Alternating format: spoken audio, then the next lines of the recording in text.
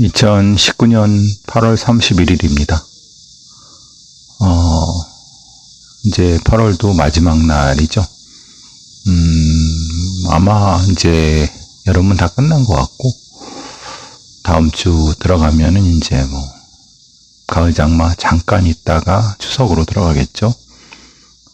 아침에 굉장히 서늘하더라고요. 이런 날씨가 제일, 감기 들기가 제일 좋죠. 감기 조심하시고, 원래 오늘 한의원 침 맞으러 가기 전에 녹음을 했었는데, 오디오가 또 문제가 됐어요. 실제로 이 비디오로 화면은 별 문제 아니에요. 뭐, 제 얼굴 뭐, 별로 변화도 없는 거, 뒤에 배경이야 뭐, 책이나 뭐, 선풍기 정도밖에 더 되겠어요. 근데 중요한 건 오디오인데, 오디오가 계속 좀 말썽이네요.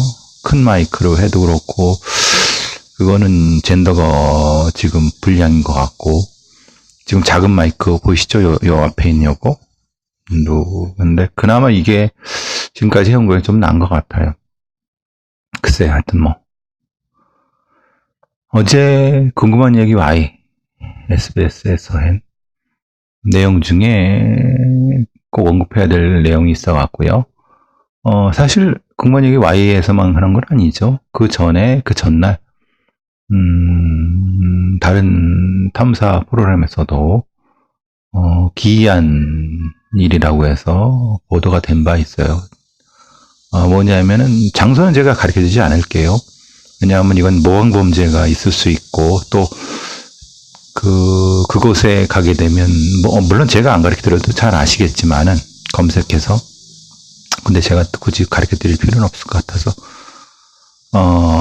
저 시골 안쪽에, 지방의, 외진 고속도로, 아시다시피 강원도나 뭐 충청도나 뭐 경상도, 같은데, 도로를 많이 놨는데, 근데 실제로 이제 그 교통량이 그렇게 많지는 않은,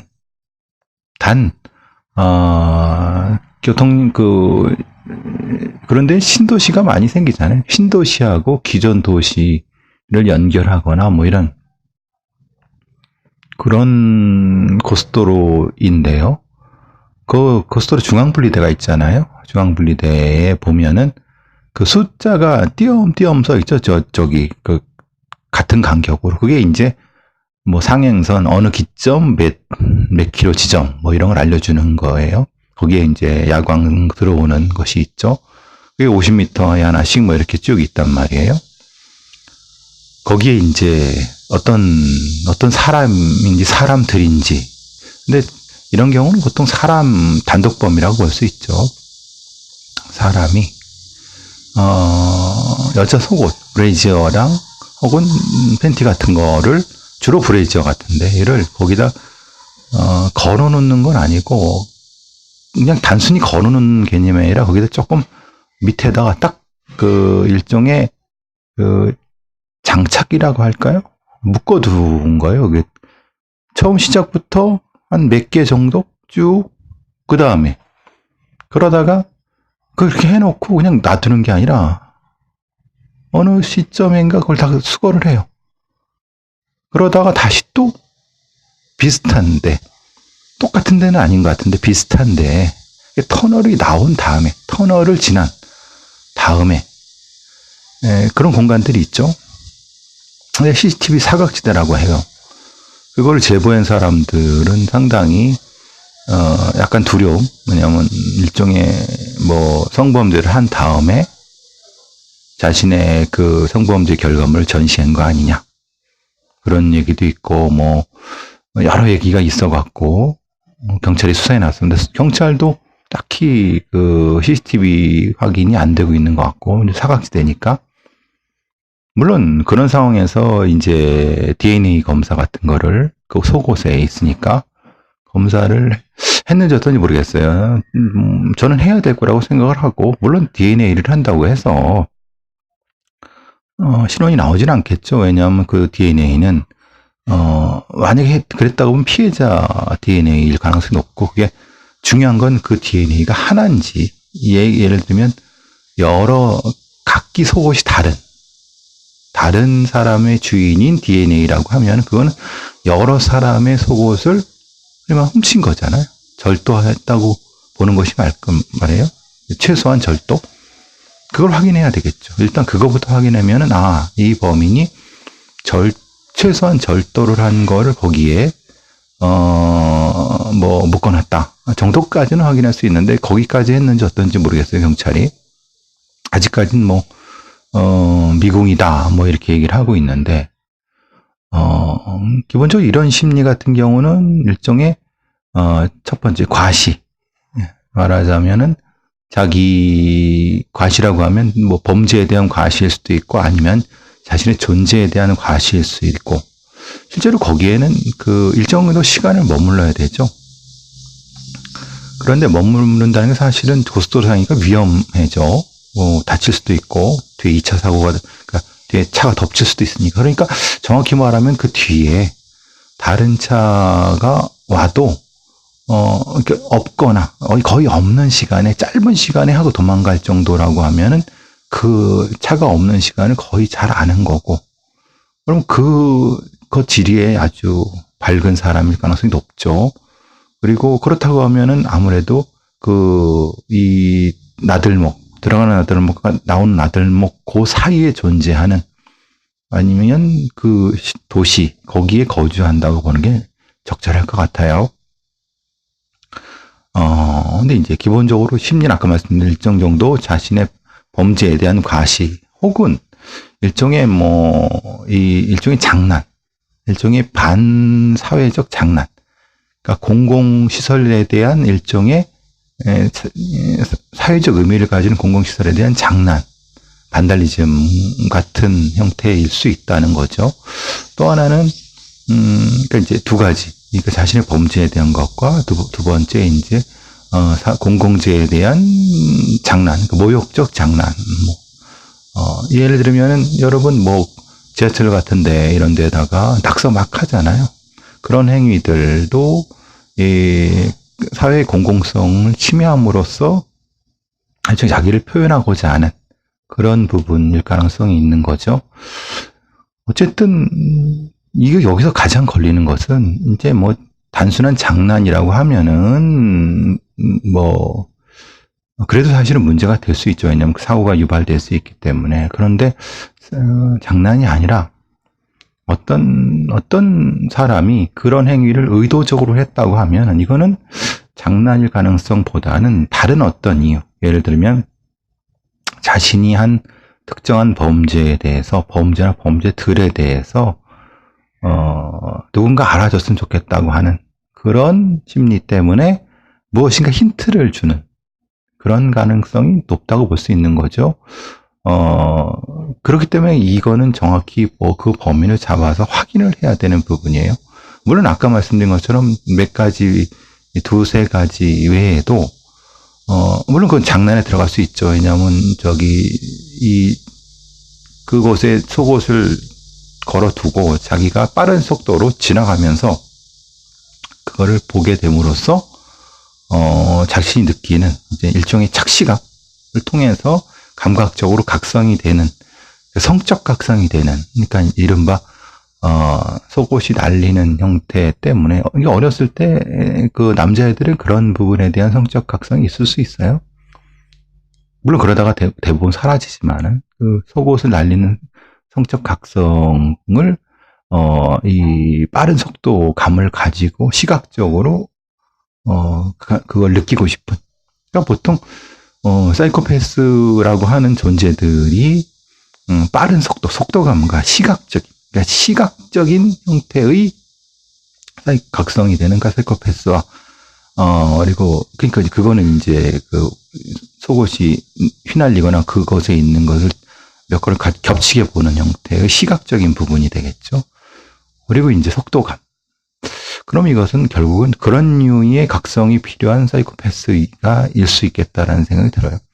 정확히 그러면은 어느 정도 빠른 속도, 그러니까 적은 속도가 아니라 빠른 속도로 한번 어떤 착시가 나타나는가를 확인해 보면은 그 착시를 사진을 찍어서 그것이 무슨 가지는 의미를 파악해 본다고 하면 이것을 벌인 사람, 이 사건, 이 짓을 벌인 사람, 이 행동을 벌인 사람의 머릿속으로 들어갈 수가 있겠죠.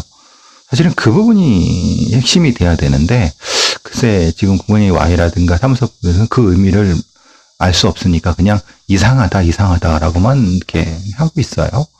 앞으로 돌아가서 사실 특정한 자신의 행위를 노출시킴으로써 특정한 자신의 범죄를 하고 그 범죄의 결과물을 노출시킴으로써 그것을 자기가 했다고 하는 것을 과시하고 싶은 그런 범죄자의 욕망은 흔히 말하는 단독범인 경우, 그러니까 단일범인 경우는 드물죠. 그러니까 여러 번 본인이 솜씨 좋게 범죄를 저지르고 그 범죄에 대해서 많은 사람들이 자기를 인정해 주길 바라는 그런 거라고 하면은 충분히 의미가 있다고 보거든요. 특히 이제 화성 여대생 살인사건처럼, 그러니까 그 피해자의 옷과 그 신발 같은 경우를 차 창밖으로 빠른 속도로 가면서 던지고, 정확히 말하면 던진 것보다는 툭 놓고 지나가는 정도예요. 놓고. 그 다음에 그 차들이 빠르게 지나가면서 그게 날렸을 뿐이지. 그러니까 놓고 지나간다는 건 어느 정도까지 자기의 범죄에 대해서 일종의 과시하고자 하는 욕망을 가지고 있는 거죠. 또 하나는 제가 가장 이 사건을 보면서 바로 떠올랐던 것은 금정역 살인사건인데요. 금정역 살인사건은 강호순 살인사건, 연쇄살인사건에 가려갔고, 금정역 살인사건은 사실 제대로 이 언론에 부각되지 못했어요. 근데 사실은 왜냐하면 그것도 역시 강호순이 범인인 줄 알고 그랬다가 실제로는 금정역 살인사건은 별도로 해결을 했죠. 지금 그 범인은 교도소에 있고요. 3명을 아주 잔혹하게, 그러니까 3명, 얘도 연쇄살인범이 맞죠. 아주 잔혹하게. 여러분 많이 아시는 테이프 살인사건이에요. 그 이후에 이 테이프 비구폐색 질식 살인사건이기 때문에 경찰들도 많이 수사하는데 참 많이 어려워했죠. 아주 다행히 이제 피해자의 혈흔이 그 범인의 차에서 발견됨에 따라서 입증을 하게 됐는데, 걱정은 그거예요. 그때도 공범이 없었느냐. 그리고 또 하나는 그 독특한 그 사체 처리 방식 때문에 이거는 어떤 특정한 형태의 진술을 받아내야 되는데, 문제는 그때는 프로파일러가 제대로 작동되진 않았어요. 그래서 그때는 제가 알기로는 프로파일러가 투입되지 않고 그냥 연쇄살인 사건, 그러니까 살인 사건 3건으로 처리가 됐죠. 아주 참혹해요. 그것도 비슷하게 시신을 상당히 그런 과시형으로 한 그런 것을 분석할 수가 있었거든요. 걱정은 그런 거죠. 혹시 그런 유형의 카피캣 아니면은 상당히 이런 연쇄살인범들은 자신의 범죄에 대해서 어느 시간이 지남에 따라서 자신의 범죄를 과시하려고 하는. 근데 사실은 일반 사람들이나 경찰이 모르는 거죠. 못 찾고 못 느끼는 거죠. 자기만 못 찾고 못 느끼는 걸 보고 또 킥킥거리고 좋아하는. 일종의 리콜이 되는 거죠. 사람들이 그런 얘기를 해요. 연쇄살인범들이 왜 살인을 한 다음에 그걸 못 참고 또 하지, 어느 정도까지 계속 숨어 있느냐, 범행을 저지르지 않고. 사실 이런 것 때문에 그런 거예요. 그러니까 그 전에 벌어졌던 그 범죄의 결과물들을 특정한 방식으로 전시를 하고, 본인이 그것을 사람들이 이해 못하는 것을 보고 굉장히 만족감을 느끼는 그런 방식이 존재하기 때문에 연쇄살인범들은 꼭 계속 못 참고 또 한다. 아니, 그렇진 않아요.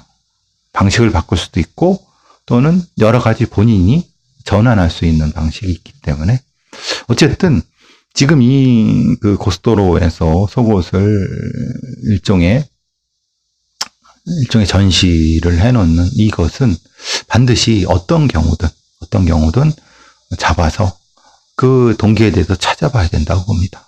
그리고 제가 걱정하는 바, 강력사건, 특히 이런 경우는, 성적인 연쇄살인 사건이 아니길 바라지만, 만약에 이왕 벌어졌다고 하면 빨리 잡아야 되겠죠. 그러니까, 여러 수사 방식, 물론 지금 경찰이 여러 궁리를 하고 있을 건데, 근데 조금 어려움을 겪고 있는 것 같아요. 어쨌든 조금 더 사건 진행되면서 한번 더 분석해 보시도록 하시죠.